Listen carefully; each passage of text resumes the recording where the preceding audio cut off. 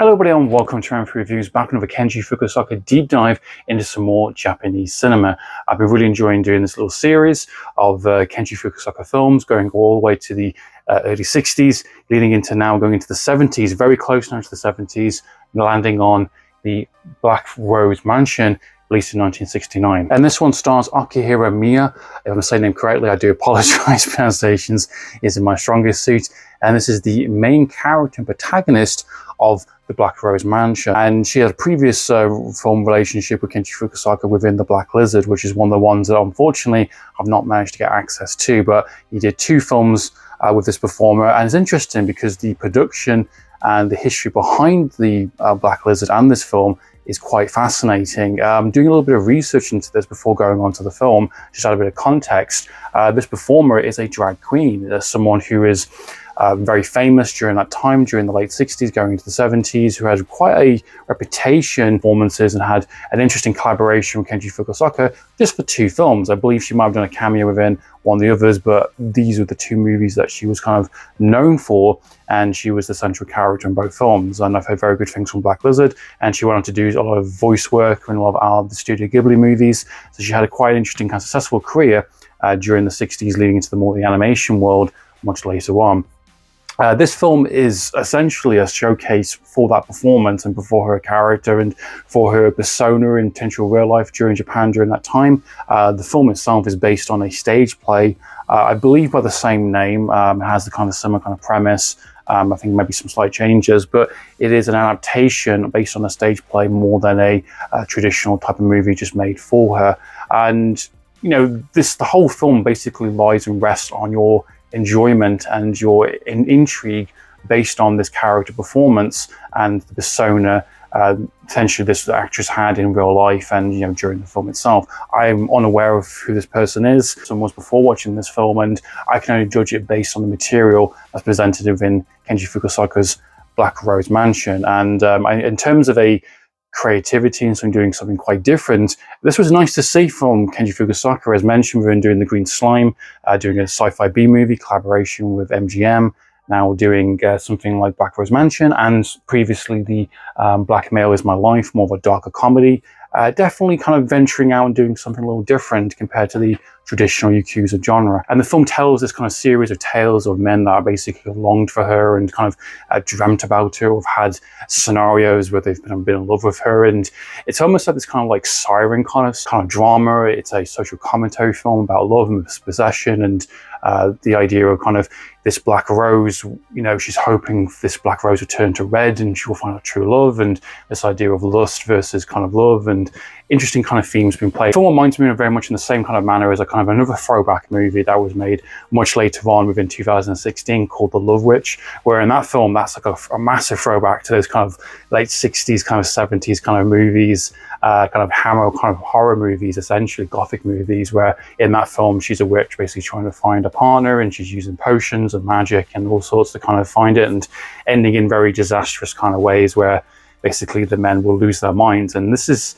played not to that extent, but has that type of feel towards it, especially with some of the imagery and some of the kind of the dreamlike kind of sequences that do play out with all these men throwing themselves at her feet and basically saying, you know, we had this really intimate kind of experience. And it's highly suggestive of definitely very perverted acts during that kind of time, which is quite interesting during the kind of late 60s going into the 70s, and this idea of kind of freedom of speech and expression and sexuality and all this kind of coming into kind of play essentially. And I think this was Kinji Fukasaku's attempt of, hey, I've got a brilliant performer here that is really popular, the height of, you know, that person's career at the time.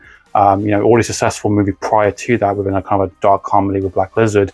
Let's put an essential kind of focus within this film, make it the central character, and we'll have some of the recognizable actors that he's worked with previously in previous movies to come in and do these short little tales and storylines of men basically falling in love. And it kind of escalates and kind of goes a bit weird as the film goes along. I think the first half of the film, I think, has the full concept and the most intrigue and has the most interesting kind of style, being the fact that not really much happens in this film.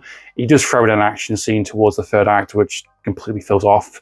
But the first half of the film is that essentially that concept, this mysterious woman that basically sings these love songs, has the black rose, and hopes for the tale of basically this rose turning red to find her true love, and all these men that she's kind of encountered with in various different ways of kind of just throwing themselves at her, and that ends very well for them. Essentially, they all kind of believe they're in love with this person, and it's the idea of lust versus love and accession and belonging, and even people outside of it thinking this woman's completely crazy. And it's played really well. I think the performances are pretty solid. I think the idea itself is quite intriguing, very different for Kinji Fukasaku during that time.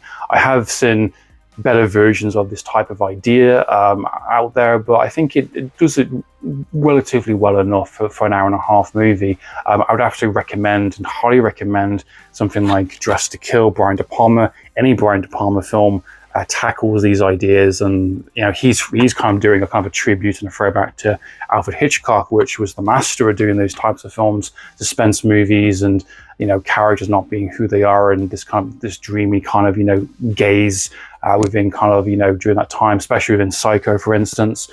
So a very familiar kind of theme that I've seen in various other directors and movies, not just within Japanese cinema, but also Hong Kong and American cinema as well. So I think it's an interesting kind of little showcase for this performer, real life performer, and the character as well. I do think the second half of the film does get a bit kind of tad boring. I was kind of losing my interest a little bit. It was going on a little bit longer than it needed to be. I don't think there was enough here to make it a very successful, very fulfilling kind of hour-and-a-half movie. I think it kind of falls into some of those traps. I don't know about the stage play. Maybe it does go into that kind of pitfalls later on, but I think the second half of the film, very similar to Black Mirror's My Life, same thing again. The first half I think is better than the second half of the film, where it kind of just does a rinse and repeat a little bit, and it does change things up a little bit. The second half is drastically different in terms of where they place these characters, and we're focusing on not just a multitude of different characters, but essentially the main three, where basically one of them, one of the billionaires, the men in itself, is basically offering to kind of put her up and to give her luxury and kind of give her status and continuing doing what she's doing, essentially. This kind of infatuation, and then the son comes along, and then that escalates into some kind of troublesome kind of sequences later on, and then you got this really kind of cool kind of punk rock kind of attitude that happens during the third act. There's some pretty interesting ideas in terms of kind of the punk rock attitude, the youth, as mentioned in previous films,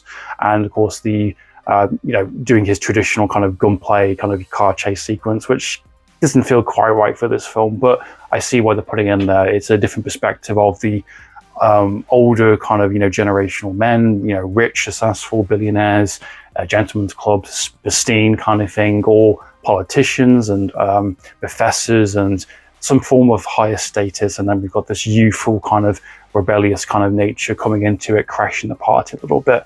I like that. That's cool. I don't think it's enough there to kind of make it something that I'm going to revisit again or rewatch again, but I appreciated what the film's trying to go for. I don't think it quite works. Ultimately, what the film is, maybe Black Lizard will be a lot better, but hopefully there'll be an opportunity to watch that down the line. And it's very clear within the last couple of movies he has done, with something like Black Lizard, Green Slime, Black Mirror's My Life, and now Black Rose Mansion. He's definitely experimenting and doing something a little different compared to what he's been doing up to this point. And it's very interesting to kind of see the results of this, even though they aren't always successful. It's always great to see different takes on material he's kind of experimenting with, and I think this was definitely something quite different from him. While I don't think the film itself is something I'm going to want to revisit or kind of re-explore again, I definitely appreciate it being available, and hopefully this might get a bit more attention maybe down the line for a HD release. So yeah, what are your thoughts and opinions on the Black Rose Mansion? Please comment down below. What are your thoughts on Black Lizard? It's something that I have not got access to as of this current moment. Please comment down below. So in time goes on for reviews. Signing out.